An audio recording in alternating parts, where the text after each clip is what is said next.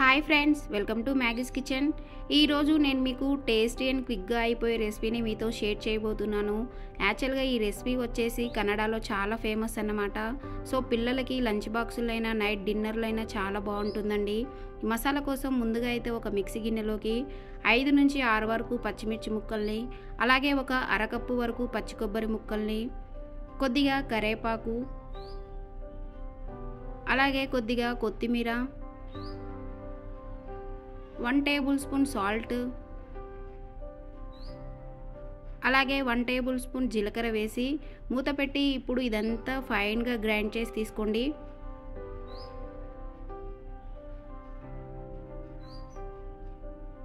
చూడండి, ఇలా మెత్తగా గ్రైండ్ చేసి తీసుకున్నాక ఇప్పుడు ఈ మసాలా మొత్తం ఒక బౌల్లోకి వేసి రెడీగా పక్కన పెట్టుకోవాలి.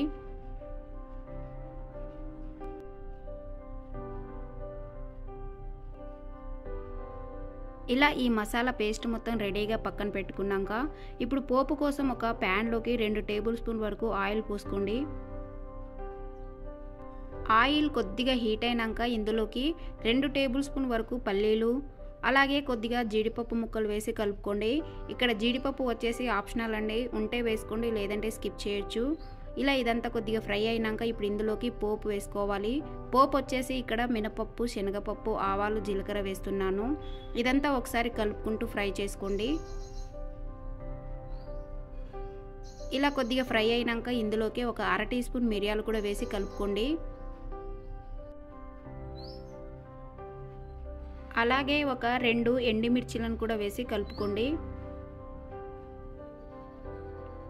ఇలా ఇదంతా బాగా కలుపుకున్నాక ఇప్పుడు ఇందులోకి కొద్దిగా కరివేపాకు, 1/2 టీ స్పూన్ పసుపు, 1/2 టీ స్పూన్ ఉప్పు వేసి ఇదంతా బాగా కలుపుకోండి మరొకసారి. ఇలా పోపు మొత్తం ఎర్రగా ఫ్రై అయినాక ఇందులోకి మనం రెడీ చేసి పెట్టుకున్న మసాలా కూడా వేసి పచ్చివాసన పోయేంత వరకు బాగా కలుపుకోవాలి. ఒక 2 నిమిషాలు ఇదంతా బాగా ఫ్రై చేసుకున్నాక ఇప్పుడు ఇందులోకి మనం రెడీ చేసి పెట్టుకున్న 2 కప్పుల దాకా రైస్ వేసి రైస్కి మసాలా మొత్తం బాగా పట్టేంత వరకు హై ఫ్లేమ్ మీద బాగా కలుపుకోండి. మీకు ఒకవేళ ఉప్పు తక్కువగా అనిపిస్తే ఈ స్టేజ్లో ఉన్నప్పుడు కొద్దిగా ఉప్పు వేసి మీ టేస్ట్కి సరిపడా అడ్జస్ట్ చేసి వేసుకోండి. ఇప్పుడు ఇదంతా ఇలా బాగా కలుపుకున్నాక ఇప్పుడు స్టవ్ ఆఫ్ చేసి తీసి సర్వ్ చేసుకోవడమే. అంతే అండి, చాలా ఈజీ అండ్ క్విక్గా అయిపోతుంది ఈ రెసిపీ.